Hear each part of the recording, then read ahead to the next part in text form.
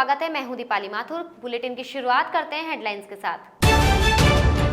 नागरोटा आतंकी मुठभेड़ के बाद प्रधानमंत्री मोदी ने ली उच्च स्तरीय बैठक, कहा आतंकियों की कोशिश फिर हुई नाकाम। लव जिहाद के मुद्दे पर मुख्यमंत्री अशोक गहलोत ने भाजपा पर साधा निशाना, कहा सांप्रदायिक सद्भाव बिगाड़ने के लिए गढ़ा शब्द। सीएम के बयान पर भाजपा का पलटवार। राजस्थान में गरमाया जाट आरक्षण मामला, पूर्व मंत्री विश्वेंद्र सिंह ने कहा सरकार ओबीसी में शामिल होने के लिए केंद्र से करे सिफारिश। बढ़ते कोरोना संक्रमण मामलों पर सीएम गहलोत सख्त, जिला कलेक्टर्स को दिए धारा 144 लागू करने के अधिकार। जम्मू कश्मीर के नगरोटा में आतंकी मुठभेड़ के बाद सरकार सतर्क हो गई है। प्रधानमंत्री नरेंद्र मोदी ने गृह मंत्री अमित शाह, राष्ट्रीय सुरक्षा सलाहकार अजीत डोभाल सहित शीर्ष अधिकारियों के साथ नगरोटा मुठभेड़ पर समीक्षा की है। सूत्रों ने बताया कि आतंकवादी 26/11 आतंकी हमले की बरसी पर देश को एक बार फिर दहलाने की साजिश रच रहे थे। गौरतलब है कि जम्मू कश्मीर के नगरोटा में सुरक्षा बलों ने मुठभेड़ में जैश-ए-मोहम्मद के 4 आतंकियों को मार गिराया। कांग्रेस ने देश के आर्थिक मामलों, विदेश मामलों और राष्ट्रीय सुरक्षा से संबंधित मामलों को लेकर 3 समितियां बनाई हैं। पूर्व प्रधानमंत्री डॉक्टर मनमोहन सिंह को तीनों समितियों का सदस्य बनाया गया है। पार्टी इन समितियों के जरिए राष्ट्रीय हित से जुड़े विभिन्न मुद्दों पर विचार विमर्श करेगी। समितियां इसकी जानकारी पार्टी के अंतरिम अध्यक्ष सोनिया गांधी को उपलब्ध कराएंगी। कांग्रेस नेता राहुल गांधी ने एक बार फिर से मोदी सरकार पर निशाना साधा है। राहुल गांधी ने प्रधानमंत्री मोदी द्वारा लागू किए गए लॉकडाउन को तुगलकी लॉकडाउन बताया है। साथ ही राहुल गांधी ने करोड़ों मजदूरों को सड़क पर लाने का जिम्मेदार भी मोदी सरकार को ही ठहराया है। कांग्रेस नेता राहुल गांधी ने ट्वीट कर कहा कि पहले किया तुगलकी लॉकडाउन, करोड़ों मजदूरों को सड़क पर ले आए, फिर उनके एकमात्र सहारे मनरेगा की कमाई को बैंक से निकालना दूभर किया। सिर्फ बातों की है मोदी सरकार, कुचल रही गरीबों के अधिकार। कांग्रेस नेता ने अपने ट्वीट के साथ उस खबर का स्क्रीनशॉट भी ट्वीट किया है।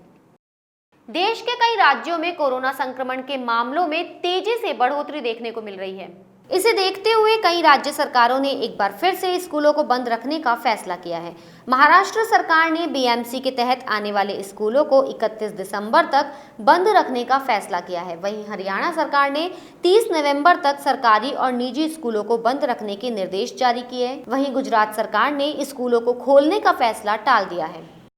लव जिहाद के मुद्दे को लेकर सियासत एक बार फिर से तूल पकड़ने लगी है। इस मुद्दे पर भाजपा और कांग्रेस अब आमने सामने हो गए हैं। राजस्थान के मुख्यमंत्री अशोक गहलोत ने जहां लव जिहाद के खिलाफ कानून बनाने को संविधान की मूल भावना के खिलाफ बताया है, सीएम गहलोत ने इस मुद्दे पर सिलसिलेवार 3 ट्वीट कर कहा कि लव जिहाद शब्द भाजपा का दिया हुआ है।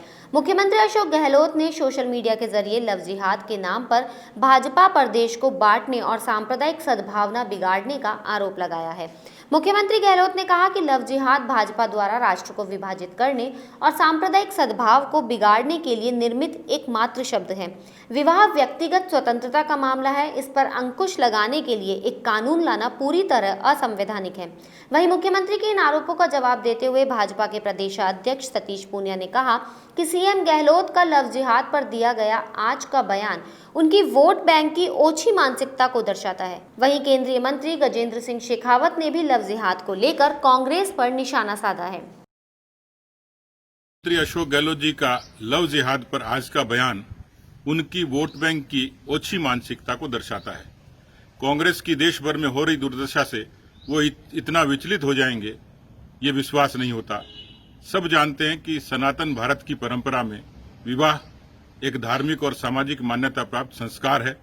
ये केवल व्यक्ति की स्वतंत्रता तक सीमित नहीं है और इसलिए मुझे लगता है कि जिस तरीके से उन्होंने भारतीय जनता पार्टी पर आरोप लगाया है, ये बेबुनियाद है।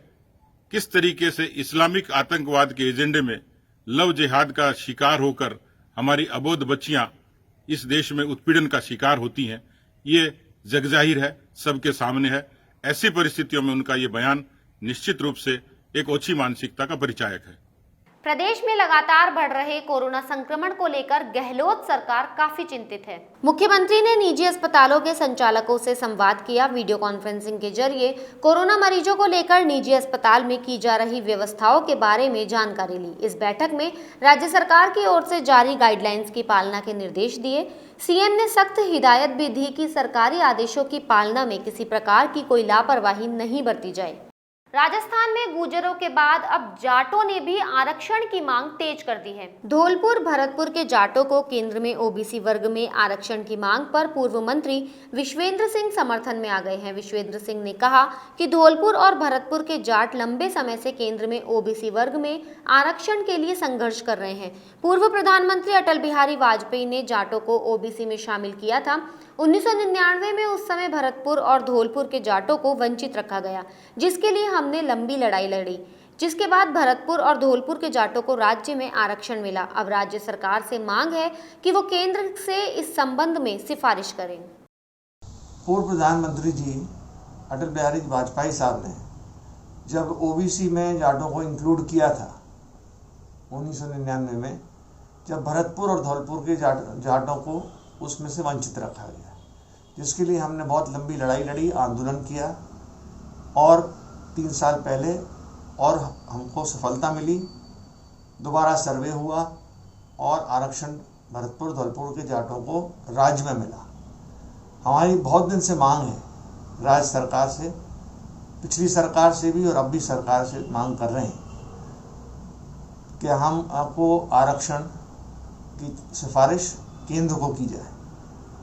कोरोना संक्रमण के तेजी से बढ़ते मामलों के बीच गहलोत सरकार ने एक बड़ा फैसला लिया है। सरकार ने राज्य के सभी जिला मजिस्ट्रेट को 21 नवंबर से धारा 144 लगाने की पावर प्रदान कर दी है। गृह विभाग के ग्रुप 9 ने सभी जिला मजिस्ट्रेट को परामर्श जारी कर दिया है। धारा 144 लागू होने के बाद एक जगह पर 4 लोगों से ज्यादा के एकत्र होने पर प्रतिबंध लग जाएगा।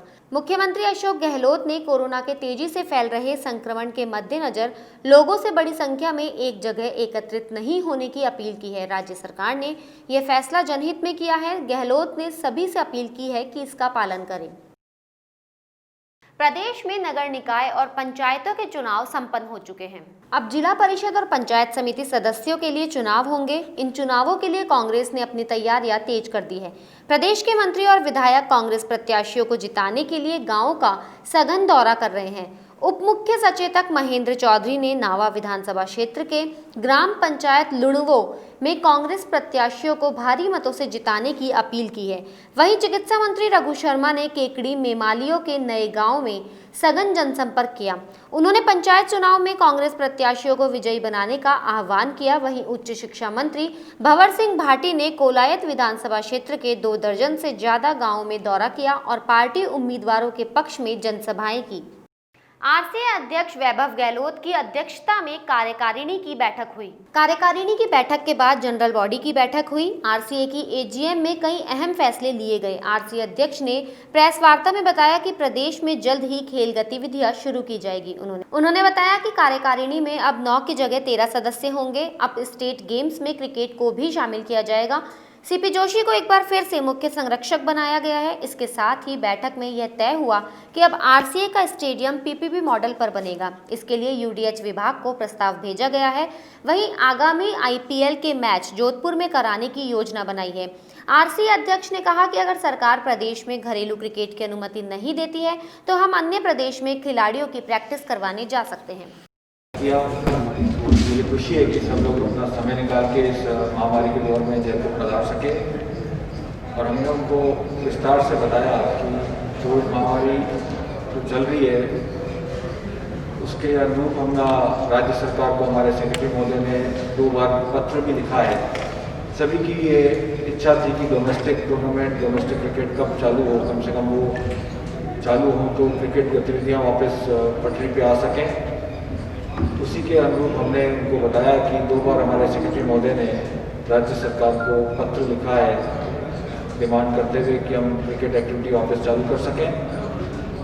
और हमें पूर्ण उम्मीद है आने वाले समय में एक कमेटी बनी हुई है मिनिस्ट्री ऑफ हेल्थ मेडिकल की, वो तय करती है प्रदेश में कौन सी एक्टिविटी से खतरा आगे नहीं बढ़ सकता, कौन सी एक्टिविटी चालू हो प्रदेश में, कौन सी अभी किस एक्टिविटी पर भी प्रतिबंध जारी रहे।